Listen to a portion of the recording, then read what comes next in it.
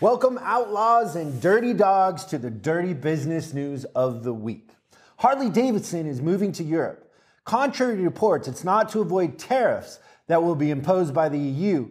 They just wanted to build motorcycles abroad for a semester or two. Maybe they'll find themselves and fall in love with the French guy. Chipotle is still facing backlash from over 500 cases of food poisoning last year. To turn things around, they hired away Taco Bell CEO Brian Niccol. He immediately closed 65 stores, which makes Taco Bell still very happy with his job performance. My advice would be to also implement a training program that teaches employees not to dip their toes in the black beans. Canada voted to legalize marijuana, and Molson Coors is going to start brewing beers with marijuana in them. The target demo here: sorority girls with cataracts and lumberjacks with awesome playlists, or anybody that likes their CBD oil with a side of piss. Canadians can drink, don't mess that up. This looks great on paper, but it's going to look terrible on denim jackets because people are going to throw up. At this lower Manhattan restaurant that caters to stockbrokers, the first and only $185 steak sandwich in America will soon be on the menu. Interesting pricing strategy here. When you charge $185 for steak on white bread, do you cut the crust off for free? And how much do you charge for each French fry? And do you offer a loan program? Now, I like my fries well done. Can I refi the refried French fries? With that $185, you could have fed 3.5 other stockbroker douchebags regular steak served appropriately. If you pay $185 for steak and eat it with bread, I hope your dad bangs your wife in front of your hedge fund. Apple said this week they would repair faulty keyboards for some laptops. I know how to do that and not cut into profits. Dip into the fix my broken iPhone screen twice a year fund. I used to be a fan, but now Apple stores are the new DMV. Maybe that's Apple's new business plan. Trap everyone at the Genius Bar until they decide to buy a tablet. My advice would be that maybe the DMV sell tablets.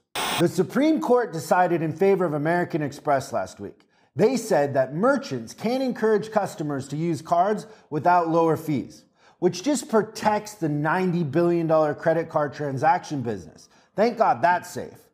Don't we all go into business for the credit card transactions? It says it right on the Constitution.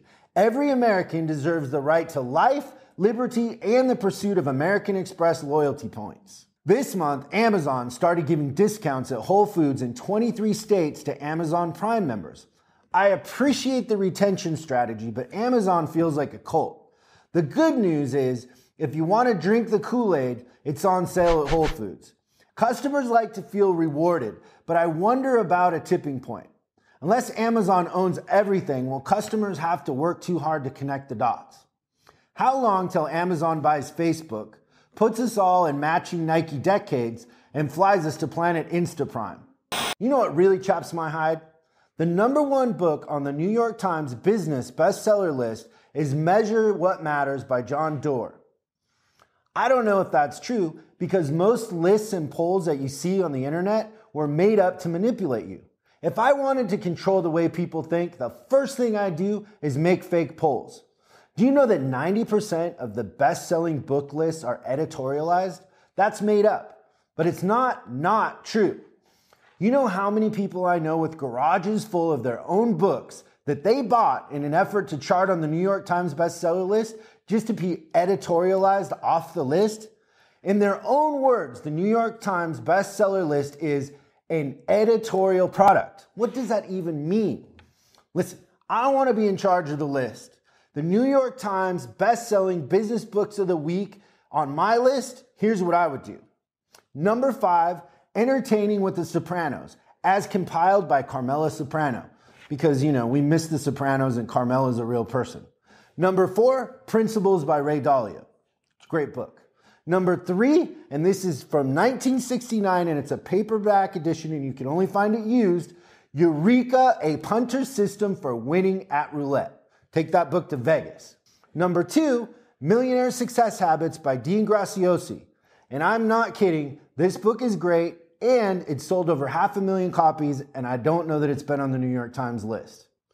Now the number one, drum roll please, Maps of Meaning by Jordan Peterson. It's a dense book, it's a hard read, but he is our future Messiah, so everybody should read his book. That's it for Dirty Business News of the Week. Try to clean yourself up and we'll see you next time.